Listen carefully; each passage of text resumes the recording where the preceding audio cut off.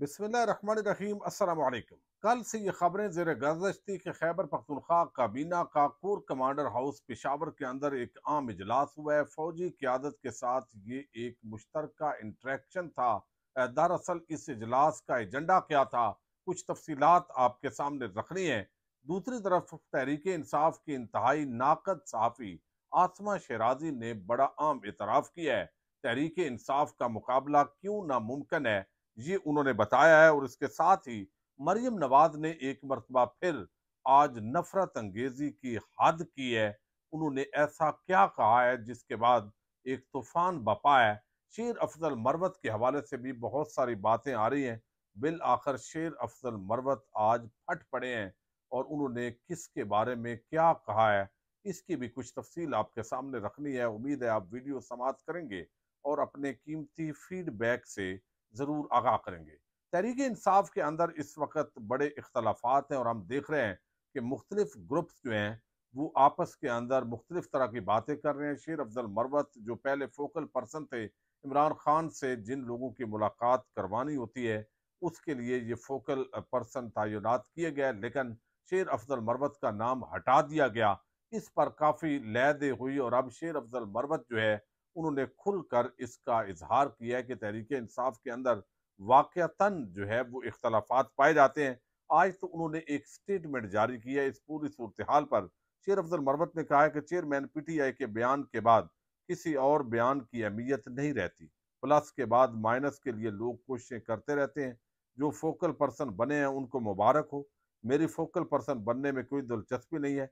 आजकल हमारी पार्टी में सियासत चल रही है और असल काम पसे पुश डाल दिया गया है। मुझे सेनेट के टिकट के हवाले से कोई इल्म नहीं, मुझे किसी ओहदे के लालच नहीं और ना ही ज़रूरत है। तो ये आज उन्होंने खुलकर इस हवाले से बात की है। तो ये जो है वो काफ़ी चूँकि 2 दिन से बातें चल रही थी। लेकिन आज लाहौर हाई कोर्ट के अंदर बड़ी पेशरफ्त हुई है। आप देख रहे हैं कि इस वक्त जो सूरत हाल है वो तेज़ी के साथ तब्दील हो रही है।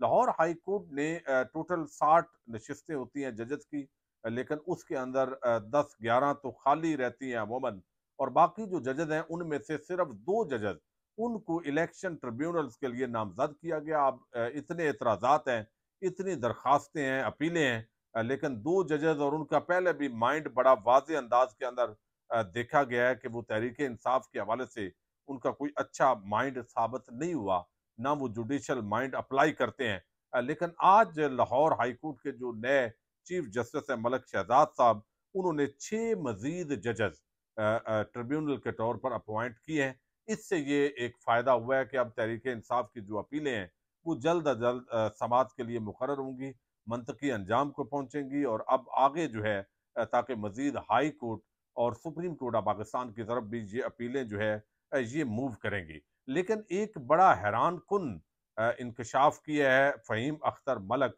जो 92 के रिपोर्टर हैं और इलेक्शन कमीशन की बीट जो है वो कवर करते हैं। उन्होंने ये बात की है कि तहरीक इंसाफ के इंट्रा पार्टी इलेक्शंस की तफसीलात जमा हुए पूरा 1 महीना गुजर गया है, मगर इलेक्शन कमीशन ने ताहाल सर्टिफिकेट जारी नहीं किया और ना ही इन्हें तस्लीम करने या ना करने का फैसला किया है। पीटीआई की क्यादत ने एक बार भी जल्दी फैसला करने के लिए रजू नहीं किया। यूं बल्ले का निशान अब तक मुअत्तल है। चूंकि ज़िमनी इंतखाबात भी हो रहे हैं तो ये सारी जो चीज़ें हैं ये इस वक्त इस पर बहुत सारे जो सवालात हैं वो उठाए जा रहे हैं। अब आपको इल्म है कि पतंगबाजी अरूज पर है। हर जिले की जो पुलिस है वो बड़ी एक्टिव है इस पूरी सूरत हाल के अंदर। लेकिन अब जानें भी ज़ाया हो रही हैं और हर साल ये तमाशा बनता है। हालांकि पतंगबाजी कोई बुरी चीज़ नहीं है, लेकिन ये जो डोर इस्तेमाल होती है उसके अंदर वो यकीनी तौर पर जो है वो खतरनाक होती है। लेकिन आज एक मरतबा फिर जो मरियम नवाज हैं उन्होंने इसका इजहार किया है कि ये जो डोर है ये खैबर पख्तूनख्वा से आ रही है। ये खैबर पख्तूनख्वा को उन्होंने ब्लेम किया है। हालांकि जहाँ पर डोर पहुँचती है, जिन दुकानों से सेल होती है, लोग खरीदते हैं, तो ये एक बहुत बड़ा इंटेलिजेंस और स्पेशल ब्रांच का बहुत बड़ा फेलियर है। बजाय इसके कि इसकी तरफ आप तवज्जो दें तो आप बॉर्डर बंद करने की बातें कर रही हैं।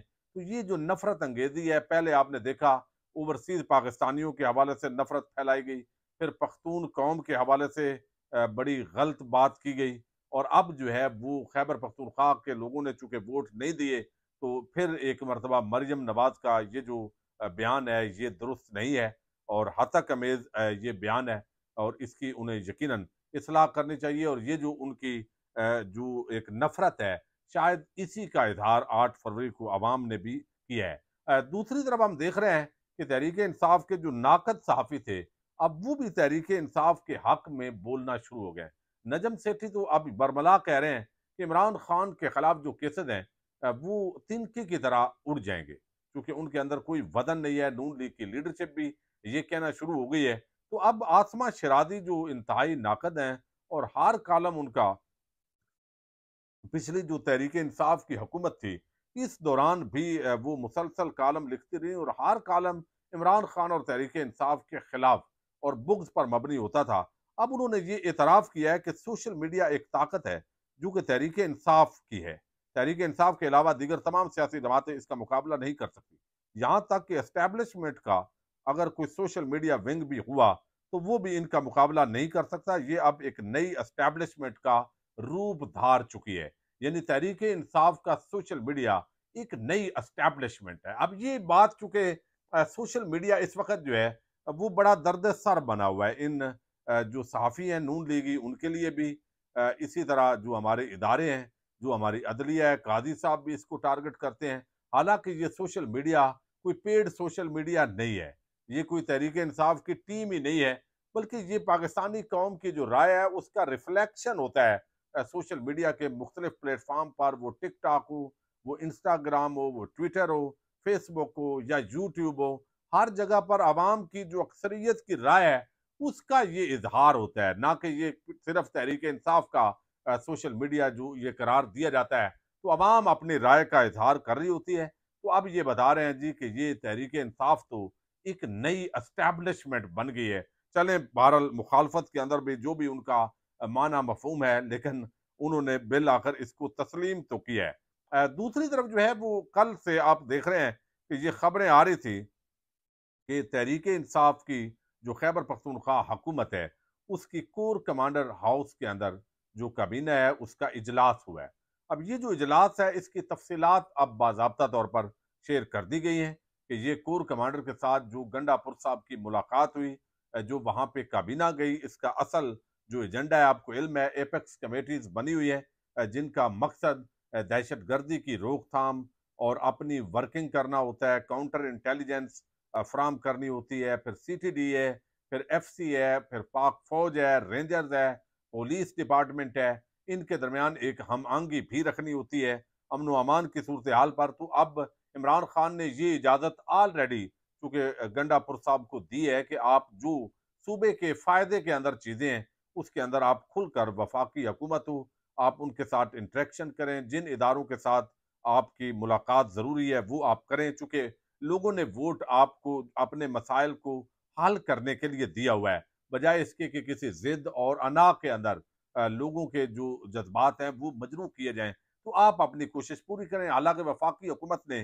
ابھی تک شہباز شریف سے ملاقات ہونے کے باوجود بھی چیف سیکرٹری خیبر پختونخوا تعینات نہیں کیا، اب بھی روڑے اٹکائے جا رہے ہیں۔ باقی جو مالی معاملات ہیں، جو ڈیمانڈ ہے خیبر پختونخوا کی وہ علیحدہ ہے، لیکن یہاں پر جو بیرسٹر سیف ہیں انہوں نے بتایا کہ کے پی کے حکومت کے یہ ترجمان ہیں، یہ بھی ویسے اس وقت ظاہر ہوتے ہیں جب حکومت بن جاتی ہے۔ کور کمانڈرز ہاؤس میں وہ کہتے ہیں کابینہ کا کوئی اجلاس منعقد نہیں ہوا۔ کابینہ اجلاس وزیر اعلیٰ کی زیر صدارت منعقد ہوتا ہے اور وہی کابینہ کا اجلاس بلا سکتا ہے۔ 11 کور میں کابینہ ممبران کو افطار دعوت دی گئی جسے اسلامی روایات کے مطابق قبول کیا گیا۔ افطاری کے بعد 11 کور میں کابینہ ممبران کو صوبہ میں موجود سیکیورٹی صورتحال پر بریفنگ دی گئی۔ 11 کور میں سیکیورٹی معاملات کے حوالے سے اسپیشلائزڈ بریفنگ روم مختص ہے، اس لیے کابینہ ممبران وہاں گئے۔ سیکیورٹی صورتحال قابو کرنا حکومت اور اداروں کی مشترکہ ذمہ داری ہے۔ خیبر پختونخوا میں موجودہ سیکیورٹی صورتحال سے نمٹنے کے لیے فوج سے فعال رابطوں اور تعاون پر یقین رکھتے ہیں، یعنی اس کے اندر جب سیکیورٹی کا معاملہ ہو، دہشت گردی کو کاؤنٹر کرنا ہو، تو یہ چونکہ جو ساتھ افغانستان کے صوبہ ہے وہ آپ کو علم ہے وہ خیبر پختونخوا ہے یا بلوچستان ہے، تو وہ کہتے ہیں اس معاملے کے اندر ہمیں رابطے کے اندر کوئی شرمندگی نہیں ہے۔ افغانستان کے ساتھ ہماری طویل بارڈر ہے جہاں سیکیورٹی اداروں پر بھاری ذمہ داری عائد ہوتی ہے۔ सिक्योरिटी पर ब्रीफिंग के बाद सवाल जवाब का सेशन भी हुआ। वजीर आला अली अमीन गंडापुर ने खताब भी किया। अपने खताब में वजीर आला ने खैबर पख्तूनख्वा की मौजूदा सिक्योरिटी सूरत हाल और हुकूमती इकदाम पर बात की। हम अपने कोर कमांडर की इफ्तार दावत पर गए और सिक्योरिटी सूरत हाल पर ब्रीफिंग ली। अपने अवाम के जानो माल के तहफ़्फ़ुज़ की खातर अगर हम अपनी फ़ौज के साथ नहीं बैठेंगे तो क्या इंडियन फ़ौज के साथ बैठेंगे? अवाम की जानो माल के तहफ़्फ़ुज़ के लिए सिक्योरिटी इदारों के साथ मिलकर आगे बढ़ेंगे। चंद लोग झूठी अफवाहें फैलाकर सूबे में अपनी सियासत दोबारा जिंदा करने की नाकाम कोशिश कर रहे हैं। कोर कमांडर हाउस में सूबाई काबीना का इजलास नहीं हुआ। 11 कोर में इफ्तार दावत और फिर सिक्योरिटी सूरत हाल पर ब्रीफिंग दी गई है। तो ये ऑफिशियल जो यहाँ पे उन्होंने बताया है कि अगरचे बताया जा रहा है कि गंडापुर और कोर कमांडर की अलहदा मुलाकात भी हुई है, लेकिन ओवरऑल जो सिक्योरिटी की सूरत हाल है, यही असल एजेंडा था, यही इजलास था। और ये मेरा ख्याल है इतनी हम आंगी होना बहुत ज़रूरी है जब एक ऐसा सूबा जो दहशत गर्दी का शिकार है उसको इस तरह का जो काम है इकदामात वो करने के अंदर कोई मज़ायका नहीं है। इजाज़त दीजिएगा। पाकिस्तान जिंदाबाद, पाक फ़ौज पाइंदाबाद।